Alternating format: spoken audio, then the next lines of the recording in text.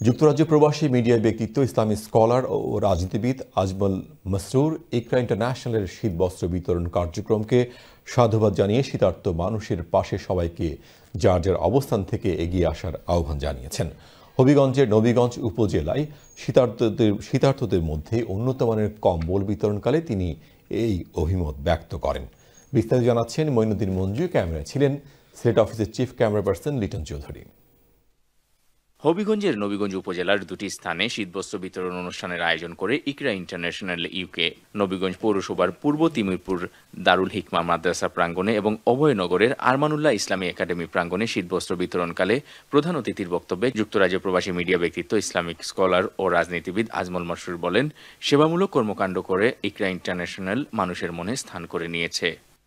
আমি আসলে নিশ্চয়ই ফিল করলাম আমি যেটা নিজের শরীরে এইটা গরম নাই, এরা কত কষ্টের মধ্যে আছে। তো আমি এখানে দেখি বুঝলাম যে জরুরি কাজ এটা, তারা বেশি করে কমলি দেওয়া ইকরার পক্ষ থেকে কাজ করেন ইকরার টিমে, তার প্রতি আমরা বিশেষ ধন্যবাদ যে এটা করতে পারছে।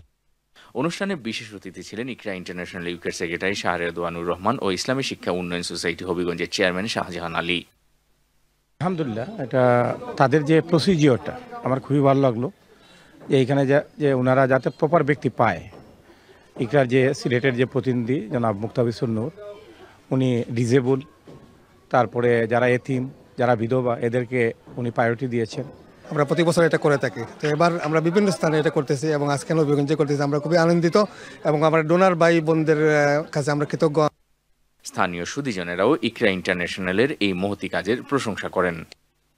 ইকরা ইন্টারন্যাশনাল যে কাজটা করছে আজকে, আমাদের দেশের অনেক মানুষ শীতে কষ্ট পায়, তাদের পাশে ইকরা ইন্টারন্যাশনাল লন্ডন থেকে এসে এখানে অংশগ্রহণ করেছে। এই জন্য আমরা আন্তরিকভাবে ওনাদের প্রতি কৃতজ্ঞ জানাই। দারুল হিকমা মাদ্রাসার প্রিন্সিপাল মাওলানা লুৎফুর রহমানের সঞ্চালনায় শীতবস্ত্র অনুষ্ঠানে সভাপতিত্ব করেন দারুল হিকমা মাদ্রাসা পরিচালনা কমিটির সভাপতি আলাউদ্দিন। Moinuddin Manju, channel S news, Sylhet.